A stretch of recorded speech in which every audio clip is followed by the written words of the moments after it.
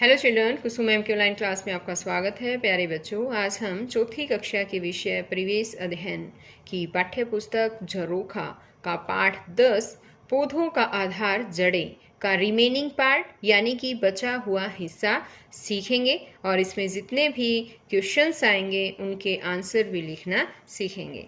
Video को शुरू करने से पहले एक और बात बच्चों, अगर आपको मेरी वीडियो अच्छी लगे तो इसे लाइक भी करें, अपने दोस्तों के साथ शेयर भी करें और अगर आप अभी तक मेरे चैनल पर नए हैं तो मेरे चैनल ऑनलाइन स्टडी हब को सब्सक्राइब भी करें और साथ में दिए बेल आइकन को जरूर प्रेस करें। तो देखिए बच्चों, आज हम शुरुआत करते हैं। पेज नंबर है हमारा 80 यानी कि 80 पेज नंबर से। लटकती जड़ें। स्कूल की आधी छुट्टी हो गई, सभी बच्चे खेल रहे थे। रोहित और उसके दोस्त स्कूल में उगे बरगद के पेड़ की लटकन पर झूलने लगे। रोहित की बड़ी बहन अलका ने कहा, इन पर मत लटको, ये टूट सकती हैं। रोहित बोला, ये तो बरगद की टहनियाँ हैं, ये कैसे टूटेंगी। तो सबसे पहले तो बच्चों आप यहाँ पर इस पिक को ध्यान से देखो और ये कौन सा पेड़ है पता है? ये बरगद का पेड़ है और बरगद के पेड़ पर देखो कितनी सारी यहाँ पर इनकी टहनियाँ लटक रही हैं, है ना। अब मुझे ये बताओ, क्या ये वाकई में ही टहनियाँ हैं? नहीं बच्चों, ये टहनियाँ नहीं है, ये बरगद की जड़ें हैं। ये टहनियों से ही निकलकर नीचे की तरफ लटकती हैं और इन्हें वायव्य जड़ें भी कहा जाता है। और कभी कभी तो ऐसा भी होता है कि ये जड़ें धरती तक भी, यहाँ धरती को भी छू लेती हैं और ये बरगद के पेड़ को सहारा भी देती हैं। ठीक है, अब यहाँ देखो कुछ बच्चे जो हैं इन पर जड़ों पर जो है वो लटक भी रहे हैं, है ना। अब अलका ने बताया, रोहित ये टहनियाँ नहीं हैं, ये तो बरगद की जड़ें हैं। ये टहनियों से निकलकर नीचे लटकती रहती हैं, इन्हें वायव्य जड़ें कहते हैं। कभी कभी ये जमीन तक भी पहुंच जाती है, ये बरगद के पेड़ को सहारा देती हैं। आगे है जड़ें हमारे भोजन में। तुमने भोजन में गाजर, मूली, सलजम, शकरकंद आदि तो खाई ही होंगी। क्या तुम जानते हो कि ये पौधों पर कहाँ लगती है? ये भी पौधों की जड़ें हैं, इनके अंदर भोजन इकट्ठा रहता है। देखो और पहचानो।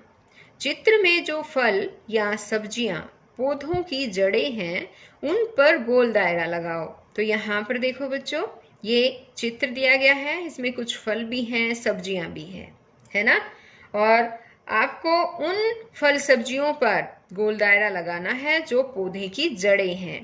तो यहाँ देखो, ये है सलगम और सलजम जो है ये पौधे की जड़ है। तो हमें गोल दायरा लगाना है। किस पर लगाएंगे? एक तो सलजम पर लगाएंगे, इसको सलगम भी बोलते हैं, सलजम भी। ओके, ये है नींबू, तो ये तो जड़ नहीं है, ये तो पेड़ के ऊपर नींबू लगते हैं।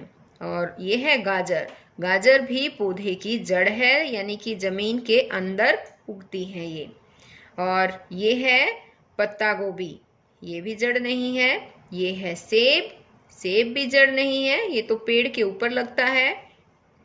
टमाटर, टमाटर का भी पौधा होता है, उसके ऊपर टमाटर लगते हैं। और यहाँ पर देखो, ये क्या है बताओ? ये है मूली और मूली भी क्या है बताओ? हाँ, पौधे की जड़ है, जमीन के अंदर लगती है ये, है ना। और यहाँ पर देखिए, ये क्या है? पपीता, पपीता भी पपीते का एक पेड़ होता है, पौधा होता है, उसके ऊपर लगता है ना। ये है आम, आम का भी पेड़ होता है, तो ये भी पौधे की जड़ नहीं है। ये क्या है बताओ? ये है शकरकंद यानी कि शकरकंदी और ये भी पौधे की जड़ ही है, जमीन के अंदर ही जो है वो शकरकंदी लगती है। आगे है नागफनी की जड़ें। नागफनी, कैर, जाटी, बेर यानी कि झाड़ी, बेर की झाड़ी होती है आदि कांटेदार पौधों की जड़ें जमीन के नीचे जाल की तरह फैली होती है। ये गहराई तक जाकर पानी को सोख लेती है। यहाँ पर देखो, अब आप देख रहे हैं ना, यहाँ पर ये जो है वो कांटेदार झाड़ियाँ हैं और ये कांटेदार जो है पौधों की जड़ें ही हो, जो है वो जमीन में जाल की तरह इनकी जड़ें फैली होती हैं और गहराई तक जाकर पानी को सोख लेती है। आगे पता करो और लिखो। कुछ कांटेदार पौधों के नाम लिखो। अब कांटेदार पौधों के हमें कुछ नाम लिखने हैं, जैसे कि है कीकर, बेरी, गुलाब, कैक्टस। ये पौधे किन स्थानों पर अधिक पाए जाते हैं? जहाँ बारिश कम होती है वहाँ कांटे वाले पौधे अधिक पाए जाते हैं। जैसे कि राजस्थान में, राजस्थान का जो एरिया है उसमें ये वाले पौधे जो है वो ज़्यादा पाए जाते हैं, कांटेदार पौधे यानी कि। आगे है चर्चा करो। रीना के गांव में तेज आंधी आने पर नीम के पेड़ की टहनी तो टूट गई लेकिन पेड़ नहीं उखड़ा, क्यों? क्या आप बता सकते हैं?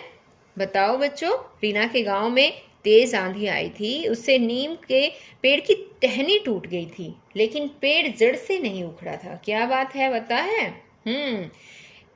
कारण ये है कि नीम के पेड़ की जड़ें गहरी होती हैं, इसलिए आंधी से पेड़ नहीं उखड़ा और पेड़ की टहनी सूखी होने के कारण टूट गई। आगे है मोनू ने अपने घर पर एक छोटे गमले में गुलाब का पौधा लगाया। वह रोजाना उसमें पानी देता, फिर भी पौधा मुरझा रहा था, पत्तियां पीली पड़ रही थी। इसके क्या कारण हो सकते हैं? पता है बच्चों क्या कारण हो सकता है? पौधे को उगने के लिए एक तो मिट्टी उपजाऊ चाहिए और दूसरा अच्छी तरह से सूर्य का प्रकाश यानी कि सूर्य की धूप की भी उसे जरूरत होती है। तो इसका उसके सूखने का कारण और पत्तियों के पीली होने का कारण और पौधे के मुरझाने का कारण यही हो सकता है कि या तो मिट्टी उपजाऊ नहीं होगी या पौधे को सूर्य का प्रकाश नहीं मिला होगा। आगे है ऐसा करो। खरपतवार के एक पौधे की जड़ों का अवलोकन करो और उनका चित्र कॉपी में बनाओ। तो बच्चों आपको ये खुद करना है। किसी भी खरपतवार का एक पौधे की जड़ों का आपने को देखना भी है और उसकी जड़ें कैसी दिखाई देती हैं, जैसी भी दिखती हैं उसका चित्र आपको अपनी कॉपी में बनाना है। आगे चित्र में बिंदुओं को मिलाओ, इसमें रंग भरो और जड़ों के नाम लिखो। अब यहाँ पर देखो कुछ बिंदु दे रखे हैं ना, और इन बिंदुओं को मिला कर हमें ये पूरा करना है और इसमें फिर रंग भी भरना है। अब यहाँ पर देखिए ये क्या है बताओ? ये है मूली, है ना? कौन सी जड़ है ये मूली है और मूली व्हाइट होती है, सफेद होती है ना? और यहाँ इसके जो पत्ते होते हैं वो ग्रीन हरे होते हैं। तो आपको यहाँ पर हरा रंग करना है, यहाँ पर आप सफ़ेद रंग भी कर सकते हैं, अगर नहीं है तो भी काम चल जाएगा क्योंकि ये सफ़ेद पेज है। और यहाँ पर ये है सलगम। सलगम का रंग जो है होता है, आपको सलगम का रंग करना है। यहाँ पर थोड़ी सी आधी वाइट छोड़ देनी है और यहाँ पर इसकी जो ये पत्तियां हैं इसमें आपको ग्रीन कलर करना है। ओके। और ये है गाजर। गाजर में आपको यहाँ पर लाल रंग करना है, लाल गाजर होती है ना? ऑरेंज भी होती है गाजर। और इसकी जो ये पत्तियां हैं ये यहाँ पर आपको ग्रीन कलर यानी कि हरा रंग भरना है। तो ये काम आपको खुद ही करना है और इन जड़ों के नाम भी लिखने हैं बच्चों आपको। तो हम लिख देते हैं। ये कौन सी जड़ है बताओ? ये है मूली। और ये क्या है? ये है सलगम या इसको हम सलजम भी बोलते हैं। ओके। और ये है गाजर। इनके नाम लिख देते हैं। अब आगे है आओ ये भी करें। खाई जाने वाली कुछ जड़ों के नाम इस वर्ग पहेली में छिपे हैं, उन्हें ढूंढो और लिखो। अब यहाँ पर कुछ खाई जाने वाली जड़ों के नाम लिख रखे हैं, हमें उनको ढूंढना है। तो ढूंढो, मेरी हेल्प करो। यहाँ पर ये सलजम है, ये देखिए, और चुकंदर है ना, ये यहाँ पर चुकंदर भी नज़र आ गई हमें।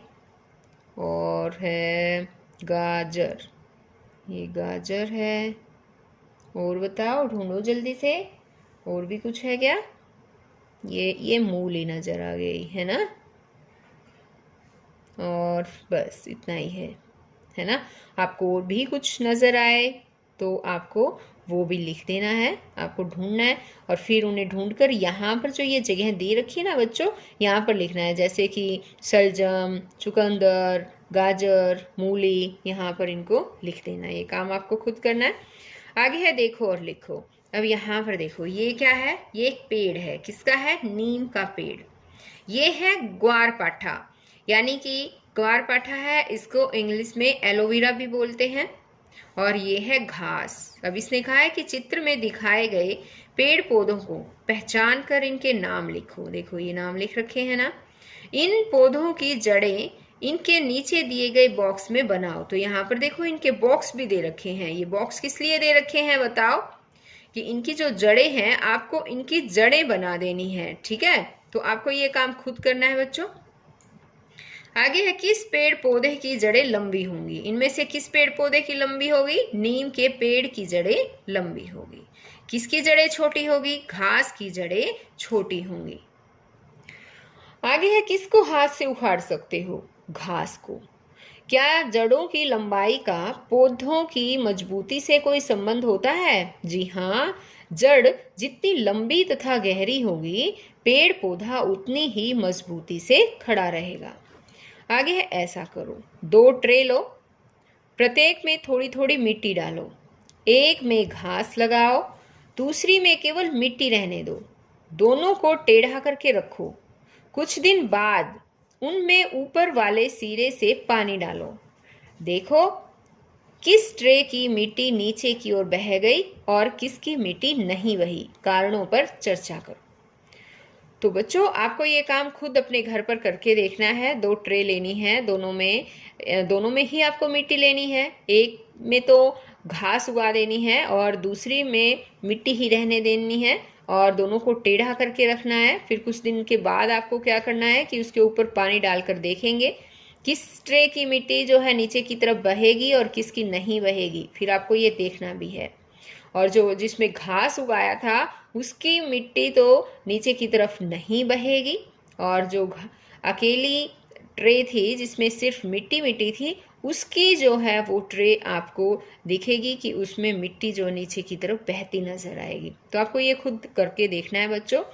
आगे है, छांटो और लिखो। अब इसमें दे रखे हैं जड़, फूल, तना, पत्ती, फल। इसमें यहाँ पर बताना है हमें कि पौधे का वह भाग जो जमीन के अंदर होता है। जमीन के अंदर क्या होती है? जमीन के अंदर होती है जड़, जिस पर फल, फूल, पत्तियां तथा शाखाएं होती हैं। जिस पर ये शाखाएं और फल, फूल, पत्तियां होती हैं, उन्हें क्या कहते हैं पता है? उन्हें कहते हैं तना। जो भोजन बनाता है, भोजन कौन बनाता है बताओ? हाँ, भोजन जो है वो पत्तियां बनाती है ना। तो हम यहाँ लिखेंगे पत्ती। जो सुंदर व रंगीन होता है, कौन होता है सुंदर और रंगीन? फूल। और फूल सबको अच्छा लगता है ना, सुंदर लगता है। आगे, सेब पौधे का कौन सा भाग है? कौन सा भाग है बताओ? सेब पौधे का फल है, फल वाला भाग है। तो बच्चों, ये चैप्टर यहीं पर ख़त्म होता है। तो हम फिर मिलेंगे एक नई वीडियो में और नए चैप्टर के साथ। तब तक के लिए बाय बच्चों।